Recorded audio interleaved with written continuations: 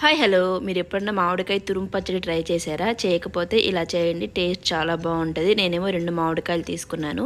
పైన తొక్క తీయకుండా అలాగే తురుముకోవాలి. తురుముకొని ఒక బౌల్లో వేసేసుకోవాలి.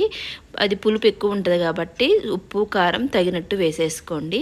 దానిలో చిటికెడు పసుపు కూడా వేసేసుకొని ఒక్కసారి మొత్తం కలిపేసేయాలి. కలిపేసి పక్కన పెట్టుకొని దానిలో పోపు వేసుకోవాలన్నమాట. కొంచెం ఆయిల్ ఎక్కువే పట్టుద్ది. ఆయిల్ వేసుకొని ఆవాలు, జీలకర్ర, పచ్చెనపప్పు, ఎండుమిరపకాయలు, వెల్లుల్లిపాయలు, కొంచెం ఇంగువ, చివరకు కొంచెం కరివేపాకు వేసేసుకొని ఈ పోపెత్తి ఆ పచ్చట్లో వేసేయాలన్నమాట. వేసేసుకొని మొత్తం ఒక్కసారి కలిపేసేయండి. ఉప్పు కారం ఏమైనా తక్కువైతే వేసేసుకోవచ్చు ఇప్పుడే. ఇది బయట ఉన్న 2 రోజులు నిలువ ఉంటుందండి.